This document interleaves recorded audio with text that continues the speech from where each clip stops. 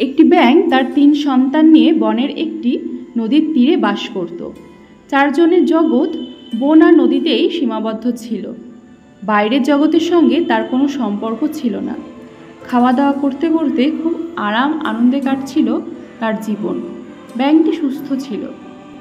তার সন্তানদের কাছে তিনি ছিলেন পৃথিবীর সবচেয়ে বড় প্রাণী। তিনি প্রতিদিন তাদের সাহসিকতার গল্প শোনাতেন।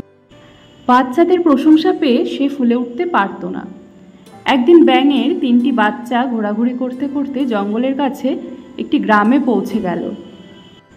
সেখানে তিনি একটি মাঠে একটি ষাঁড় চড়াতে দেখেন।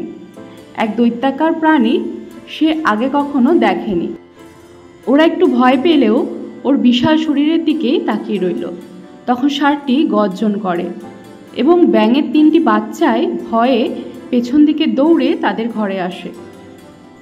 বাচ্চাদের ভয় দেখে ব্যাঙটি কারণ জিজ্ঞাসা করলে সে ষাঁড় সম্পর্কে বিস্তারিত জানায়।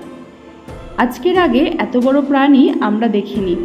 আমরা মনে করি বিশ্বের সবচেয়ে বড় প্রাণী আপনি নন, তিনি। বাচ্চাদের কথা শুনে ব্যাঙের খারাপ লাগলো। তিনি জিজ্ঞাসা করলেন, সেই প্রাণীটি দেখতে ছিল কেমন? তার 4টি বড় পা ছিল, এর একটা লম্বা লেজ ছিল, 2টি সূক্ষ্ম শিং ছিল। শরীরটা এত বড় যে তোমার শরীরের সামনে কিছুই না। শিশুদের এই কথা শুনে ব্যাঙের অহংকার খুব কষ্ট পেল। তিনি একটি গভীর শ্বাস নিলেন এবং বাতাসে ভরে শরীরকে স্ফীত করলেন। তারপর বাচ্চাদের জিজ্ঞাসা করলেন, সে কি এত বড় ছিল? শিশুরা বলল, না, এর চেয়েও অনেক বড় ছিল। ব্যাঙটা একটু বেশি বাতাস নিঃশ্বাস নিয়ে শরীর ফুলিয়ে বলল, এত বড় না আরও বড়? ব্যাঙ কখনো বনের বাইরে পা রাখেনি। ষাঁড়ের আকার সম্পর্কে তার কোনো ধারণাই ছিল না, কিন্তু সে যেন একটা জেদ নিয়েছিল যে সে যেন তাদের সন্তানের সামনে নিজেকে হেয় না করে। তিনি একটি দীর্ঘ নিঃশ্বাস নিয়ে তার শরীরে প্রচুর বাতাস ভরতে লাগলো। তার ছোট্ট শরীরটা বলের মতো গোল হয়ে গেল, কিন্তু তাতেও তিনি থেমে থাকেননি। তার শরীর বাতাসে ভরে যেতে থাকে।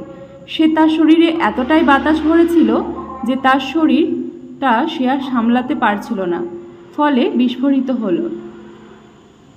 ব্যাঙের অহংকারের ফলেই ব্যাঙের প্রাণ উড়ে গেল। অতএব মূল কথা হলো এই যে অহংকারই পতনের কারণ।